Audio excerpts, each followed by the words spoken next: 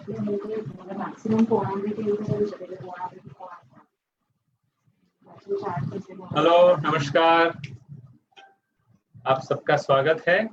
आज का हमारा टॉपिक हेल्थ फॉर ऑल के अंदर है importance of pranayama.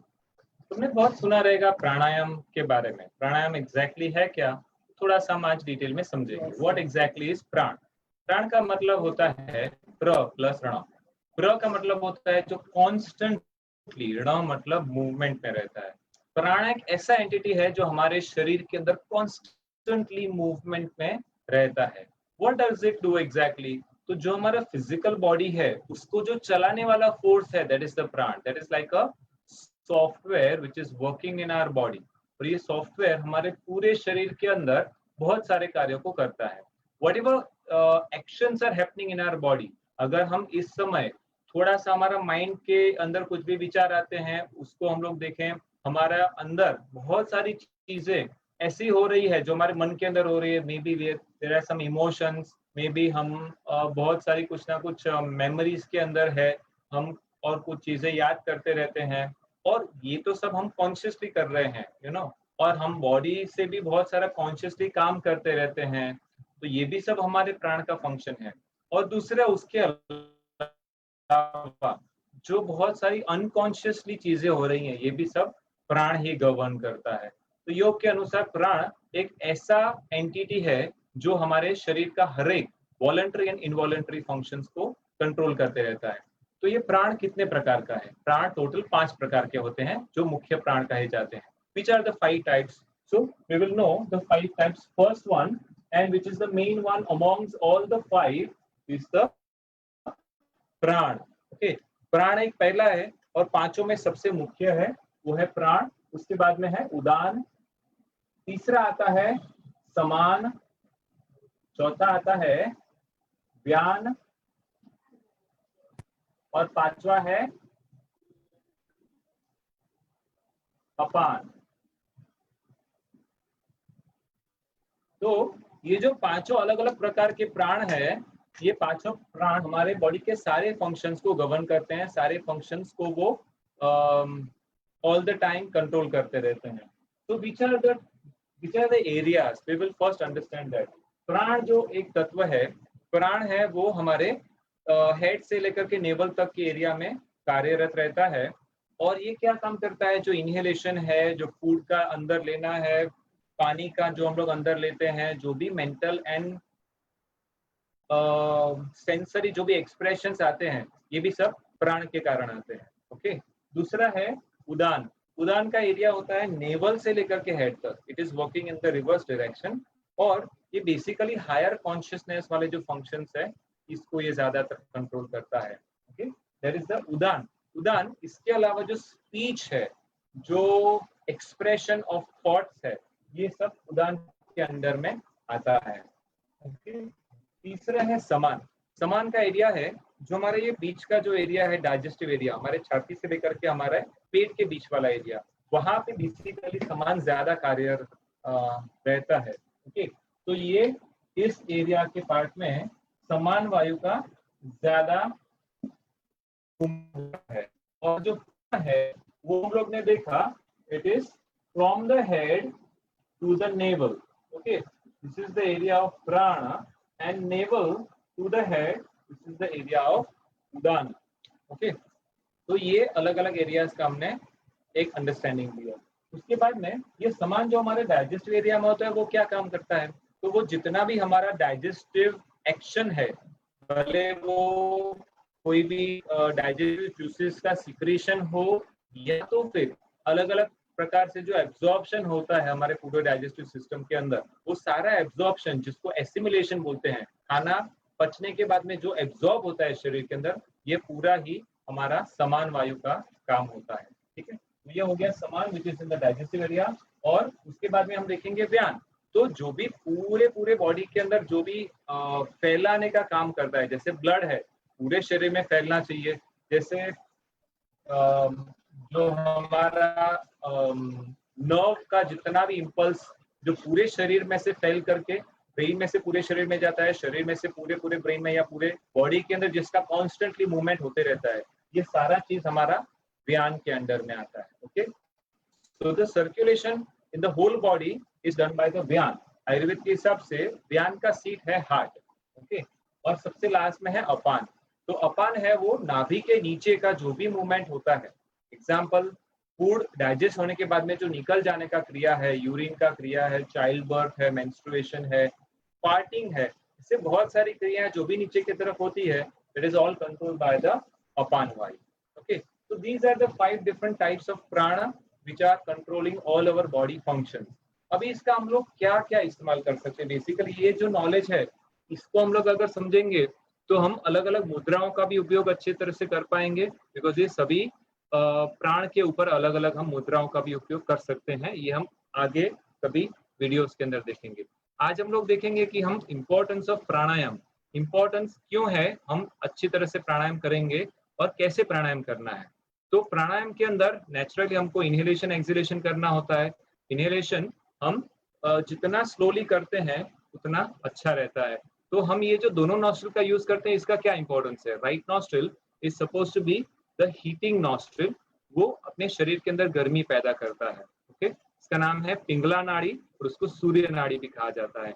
Left nostril is the चंद्र नाड़ी, जो हमारे शरीर के अंदर कूलिंग को पैदा करता है, और इसको ईडा नाड़ी भी कहा जाता है. जब ये दोनों को हम बैलेंस में चलाते हैं तब हमारे शरीर की सारी एक्टिविटी बैलेंस तरीके से चल सकती है. ओके, और जब भी हम शरीर के अंदर, मन के अंदर कोई पर्टिकुलर आइदर हीटिंग या एक्साइटिंग या तो फिर कूलिंग या पैसिफाइंग इफेक्ट चाहिए तो हम पर्टिकुलर नॉस्ट्रिल को भी यूज कर सकते हैं. ये जो भी हम प्राणायाम करते हैं इसका ब्रेथ का और हमारे माइंड का क्या कनेक्शन है. तो जितना हमारा ब्रीदिंग फास्ट होता है उतना हमारा माइंड के अंदर डिस्टर्बेंस ज्यादा होता है. अगर हमारा माइंड का डिस्टर्बेंस ज्यादा होता है तो हमारा ब्रीदिंग भी फास्ट अनकंट्रोल्ड फ्लक्चुएशन के साथ में चलते रहता है. ये हम कैसे जान सकते हैं, जैसे हम अगर हम ज्यादा गुस्से में रहते हैं तो हमारा ब्रीदिंग के अंदर बहुत ज्यादा हम लोग को उसको डिस्टर्बेंस हम फील कर पाते हैं. तो एक श्लोक आता है हठयोग प्रदीपिका में, चले वाते चले चित्तम निश्चले निश्चलम भवे. जैसे जैसे हम हमारे श्वास को कंट्रोल करना सीख जाएंगे वैसे वैसे हम हमारे मन के ऊपर भी कंट्रोल कर पाएंगे. ओके, तो ये हमारा खास करके जितना हम प्राणायाम अच्छी तरह से सीखेंगे, जितना हम प्राणायाम को अच्छी तरह से मास्टर कर पाएंगे उतना हम हमारे माइंड और बॉडी के ऊपर भी कंट्रोल कर पाएंगे. बिकॉज आफ्टर ऑल हमारा माइंड जो है वो हमारे फिजिकल बॉडी को भी कंट्रोल करता है, और ना केवल वॉलंटरी एक्शंस बट हमारे इनवॉलंटरी जितने भी जो अपने आप होने वाले कार्यों हैं उन सब के ऊपर भी अच्छी तरह से अगर हम प्राणायाम करेंगे तो उसके ऊपर भी हमें उसका इफेक्ट देखा जाएगा. जैसे कि अगर हमारा हार्ट बहुत ज्यादा तेजी से चल रहा है, अगर हमारा डाइजेशन प्रॉपर नहीं चल रहा है, जैसे हम प्राणायाम करेंगे, जैसे हम प्राण के ऊपर ज्यादा से ज्यादा कंट्रोल कर पाएंगे उतना हमारा ये सब इनवॉलंटरी फंक्शंस के ऊपर भी ज्यादा इफेक्ट हम देख पाएंगे. तो आज हम सीखेंगे खास करके अनुलोम विलोम प्राणायाम के बारे में. अनुलोम विलोम ये बहुत ही इंपॉर्टेंट प्राणायाम है, बहुत ही सिंपल प्राणायाम है. तो ये हम राइट और लेफ्ट दोनों नॉस्ट्रिल का यूज करके करते हैं. उसमें हम ये जो पर्टिकुलर मुद्रा है उसको हम लगाते हैं और फिर हम इस तरह से ये प्राणायाम का अभ्यास स्टार्ट करते हैं. पहले हम राइट नॉस्ट्रिल को क्लोज करते हैं, लेफ्ट नॉस्ट्रिल से श्वास को धीरे धीरे अंदर भरने के लिए हम लोग पहले क्या कर सकते हैं, राइट नॉस्ट्रिल को बंद करके पहले एक्सहेल आउट कर देते हैं. फिर फर्स्ट राउंड के लिए लेफ्ट नॉस्ट्रिल से इनहेलेशन स्टार्ट करते हैं. धीरे धीरे हमने इनहेलेशन किया, फिर हम लेफ्ट नॉस्ट्रिल को बंद कर देते हैं और राइट नॉस्ट्रिल से पूरा श्वास बाहर जाने देते हैं. उसके बाद में हम धीरे धीरे वापस श्वास को अंदर भरते हैं राइट नॉस्ट्रिल से, फिर उसको बंद करके लेफ्ट नॉस्ट्रिल से हम धीरे धीरे श्वास को बाहर छोड़ देते हैं. ये हो गया एक राउंड. फिर से हम लेफ्ट नॉस्ट्रिल से पूरक करते हैं मतलब inhalation, and then right nostril से रेचक मतलब एक्सहेलेशन. फिर से धीरे धीरे राइट नॉस्ट्रिल से पूरक और फिर लेफ्ट नॉस्ट्रिल से रेचक. तो ये हम प्रक्रिया बार बार दोहराते रहते हैं. इसके अंदर इंपॉर्टेंट पॉइंट क्या क्या है, एक तो हमें अपना स्पाइन जो है वो बिल्कुल सीधा रखना है प्राणायाम के टाइम पे. कई लोग अपने पूरे पोस्चर को बदलते रहते हैं, तो ये हमें खास ध्यान में रखना है कि अनुलोम विलोम के दौरान अपना पोस्चर बिल्कुल सीधा होना चाहिए, स्पाइन बिल्कुल सीधी रहनी चाहिए, अपना चेहरा है वो भी सामने रहना चाहिए। हम जैसे ही प्राणायाम चालू करते हैं थोड़ी देर के बाद में हमारा चेहरा शायद थोड़ा सा टर्न होने लगता है, तो ये हमें खास ध्यान में रखना है कि चेहरा सीधा रखेंगे, हाथ का ये मुद्रा का इस्तेमाल करते हुए नाक को ज्यादा दबाएंगे नहीं, ओके, एकदम हल्के से नाक को सिर्फ बंद करना है। ये जो नासिका है उसका अग्रभाग हल्के से सिर्फ हमें दबाना है। तो ये हो गया श्वास को किस तरह से हम कंट्रोल करते हैं, एक साइड से अंगूठा, एक साइड से लास्ट दोनों उंगलियों का हम इस्तेमाल करते हैं। अभी इसमें ब्रीदिंग का रेशियो क्या हो सकता है? As a beginner it is okay that you first start to understand कि श्वास को लेना है, छोड़ना है, फिर लेना है, छोड़ना है, ठीक है। पहले आप अगर इससे यूज टू हो जाएंगे फिर आप 1:1 रेशियो से स्टार्ट करेंगे। थोड़ा सा आप अपना ध्यान रखेंगे कि कितने सेकंड के लिए श्वास अंदर आया और फिर कितने सेकंड तक श्वास बाहर गया, ओके। तो जनरली 1:1 रेशियो से आप स्टार्ट कर सकते हैं। अगर आपका इनहेलेशन 5 सेकंड का है तो आपका एक्सहेलेशन 5 सेकंड का रहेगा, इज फाइन। जैसे जैसे आप इस अभ्यास में आगे बढ़ते हैं एज अ प्रैक्टिशनर, फिर आप 5 सेकंड का इनहेलेशन के सामने 6 सेकंड का एक्सहेलेशन कर सकते हैं, 7 सेकंड का कर सकते हैं। ऐसे आप धीरे धीरे बढ़ा सकते हैं। You can come till double the time, मतलब आप 5 सेकंड के इनहेलेशन के साथ में 10 सेकंड का एक्सहेलेशन कर सकते हैं। फिर से आप यहाँ से 5 सेकंड का इनहेल करेंगे राइट में से, तो आपको 10 सेकंड का लेफ्ट में से एक्सहेलेशन करना है। इस तरीके से आपको अपना रेशियो जो है उसको बढ़ाते जाना है। तो ये तो हो गया इनहेलेशन और एक्सहेलेशन की बात। इसके अंदर आगे जाकर के आप श्वास रोकने का मतलब कुंभक का भी अभ्यास कर सकते हैं। इसको हम आगे आने वाले वीडियोस में देखेंगे। पहले हम आज समझ लेते हैं कि ये जो अनुलोम विलोम है उसका फायदा क्या है। ये जो अनुलोम विलोम अगर हम प्रॉपरली करेंगे विदाउट डिस्टर्बिंग द माइंड, जैसे भी हम अनुलोम विलोम करते हैं तो हमारा श्वास इतना स्लो डाउन तरीके से करना है, इसका थोड़ा सा भी आवाज नहीं आना चाहिए आपके श्वास का। आपको बिल्कुल धीरे धीरे श्वास को लेना है, बिल्कुल स्लोली स्लोली श्वास को छोड़ना है। इससे क्या फायदा होगा? हमारा मन बिल्कुल शांत होना शुरू हो जाएगा। जो भी कुछ डिस्टर्बेंस हमारे मन में होते रहते हैं, बहुत सारे विचार आते हैं, बहुत सारा प्लानिंग होता है, कभी कभी एंग्जाइटी होता है, कभी कभी डिप्रेशन होता है, बहुत सारे डिस्टर्बेंस के अंदर हमारा मन शांत होना शुरू हो जाता है। When you start to observe the breathing, when you start to slow down the breathing, तो ये सबसे पहला फायदा है कि हम जैसे अनुलोम विलोम स्टार्ट करते हैं हमारा मन शांत होना शुरू हो जाता है। उसके बाद में जो हमारे दोनों नॉस्ट्रिल का वर्क है, जो मैंने आपको बताया हीटिंग एंड कूलिंग, ये हमारे शरीर के अंदर हीटिंग और एक्साइटिंग या कूलिंग या पैसिफाइंग इफेक्ट जो लाता है वो हम दोनों को बैलेंस करते हैं। कई लोग को लगता है सिर्फ पैसिफाइंग अच्छा है, तो फिर एक्टिविटी का क्या? जब भी हमें परफॉर्म करना है तभी हमें एक्टिविटी भी चाहिए। तो योग का जो प्राणायाम का पार्ट है वो आपको बैलेंस करना सिखाता है। ये आपके पैरासिम्पैथेटिक सिंपैथेटिक दोनों नर्वस सिस्टम को बैलेंस करता है, और उसके साथ में जो हमने और जो अपना राइट और लेफ्ट ब्रेन है वो भी दोनों के फंक्शंस को ये बहुत अच्छी तरह से बैलेंस करने लगता है। तो ये बहुत ही अच्छा हमें इम्पोर्टेंट फायदा अपना अनुलोम विलोम प्राणायाम से मिलता है। उसके अलावा खास करके जो लोगों को फिजिकल कोई भी तरह का प्रॉब्लम है, जैसे बहुत ज्यादा एसिडिटी है या बहुत ज्यादा इंडाइजेशन है, उनको भी ये बहुत फायदा पहुंचाता है। तो ये सारे इंपॉर्टेंट फायदे हमें अनुलोम विलोम प्राणायाम से मिल सकते हैं। ये हमें कब कब करना चाहिए? तो हम ये दिन में 4 बार कर सकते हैं। आइडियल रहेगा हम दिन में 4 बार कर सकते हैं। सुबह उठने के तुरंत बाद में आप कर सकते हो, फिर आप खाना खाने के पहले दोपहर को कर सकते हो, शाम को फिर से आप संध्या के टाइम पे खाना खाने के पहले कर सकते हो, और आप रात को सोते समय कर सकते हो। ठीक है, इतना करना चाहिए।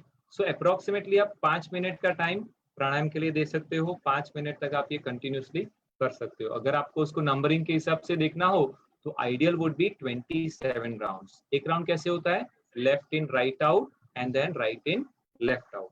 ये हो गया एक राउंड। ऐसे आपको 27 राउंड्स हर एक बार में करना है। ठीक है, this will be most ideal. तो ये हो गया एक ऑप्शन। उसके बाद में अगर हम ये देखें कि इसको कितना टाइम तक करना चाहिए, तो ये it should be actually our daily routine. हम चाहे तो उसको डेली रूटीन में all the year through out आप इसका प्रैक्टिस कंटिन्यूसली एक्चुअल में करना चाहिए। इससे हमें मैक्सिमम फायदा मिल सकता है। ओके, तो हम लोग सब 2-3 राउंड ये प्राणायाम का अभ्यास ट्राई कर लेते हैं। ऐसे करना है, मैं राइट नॉस्ट्रिल से अपने अंगूठे से राइट नॉस्ट्रिल को बंद कर दूंगा, लेफ्ट को मैंने खुला रखा है। बहुत धीरे धीरे मैं पेट के अंदर श्वास को भर रहा हूँ, एकदम आराम से। पहले मैंने एक्सेल आउट कर दिया एंड स्टार्ट टू इनहेल।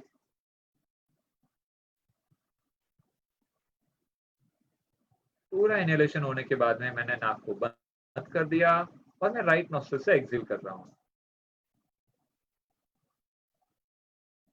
पूरा एक्सेलेशन के बाद मैं इनहेल कर रहा हूँ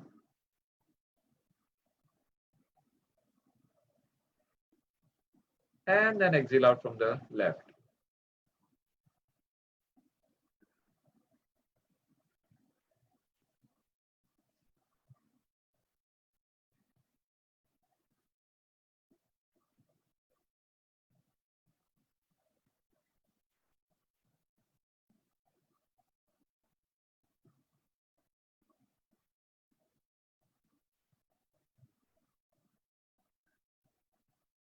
तो ये हो गए 2 राउंड।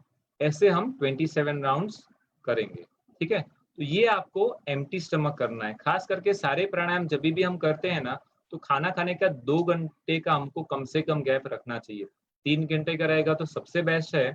एक्चुअली जब आपका मोशन साफ हुआ है, जब आपका पेट भी क्लियर है और आपने कुछ भी खाया नहीं है, तो प्राणायाम सबसे अच्छा फायदा देता है। ओके, और जितना बने उतना आप उसको ओपन फ्रेश एयर में करेंगे तो और भी अच्छा रहेगा। ओके, एसी वाला हवा या बंद बंद कमरे में it will not be helpful. Okay, तो ये हो गया अनुलोम विलोम प्राणायाम का बेसिक अंडरस्टैंडिंग। मुझे आशा है कि आप अनुलोम विलोम प्राणायाम रेगुलरली करेंगे। आज हम लोग और एक प्राणायाम कर लेते हैं जिसका नाम है ब्राह्मरी। भंवरे की तरह जब गुंजन का आवाज होता है तो ये हमारे मन को बहुत शांत कर देता है। ओके, जो लोग को भी नींद का प्रॉब्लम है, अगर ये ब्राह्मरी प्राणायाम का अभ्यास आप रात को सोने से पहले 12 या 24 बार कर सकते हैं, तो आपका नींद के अंदर आपको डेफिनेटली बहुत ही चेंज ख्याल में आ सकता है। तो इसको कैसे करना है?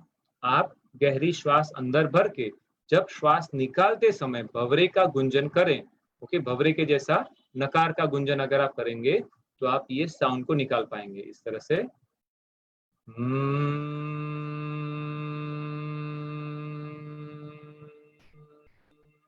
ये हम जितना लंबा कर सकते हैं, हम ये एक्सहेलेशन को करना है। ये करते समय अगर हम अपने कान को बंद कर देंगे तो बाहर से जो भी आवाज आ रहा है वो भी बंद हो जाएगा, ताकि हम अंदर से आने वाले आवाज और वाइब्रेशन को ज्यादा फील कर सकें। और अगर हम हमारी आंखों को भी ढक देंगे तो बाहर से आने वाली लाइट भी हमें कम डिस्टर्ब करेगी और हम अपने आप की तरफ ज्यादा ध्यान दे पाएंगे। ठीक है, और ये करते समय अगर हम पूरा ध्यान से वो जो वाइब्रेशन है उसको फील करेंगे तो हमें ख्याल में आएगा कि चेहरे के ऊपर, हमारे माइंड के अंदर, हमारे ब्रेन के अंदर, हर एक सेल के अंदर वो वाइब्रेशन हो रहा है। ना केवल सिर के अंदर, लेकिन कई लोगों को शरीर के अंदर भी वो वाइब्रेशंस फील होने लगते हैं।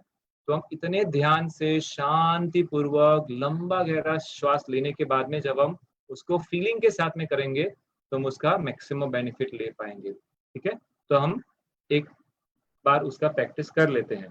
खास करके ये जो बाहर का हिस्सा है इसको हम अंगूठे से दबा देंगे। ओके, और आंखों को ढक देंगे। अब मैं डीप ब्रीदिंग अंदर लूंगा, inhale and then creating the sound.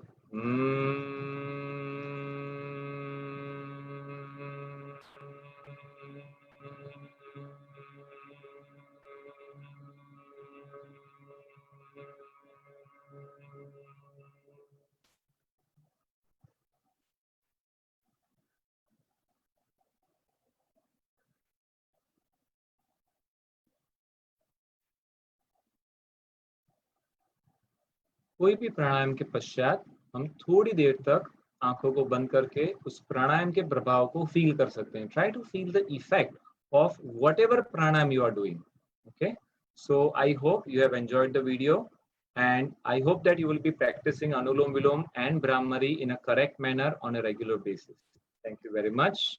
I'm Devang Shah for Utsav Institute.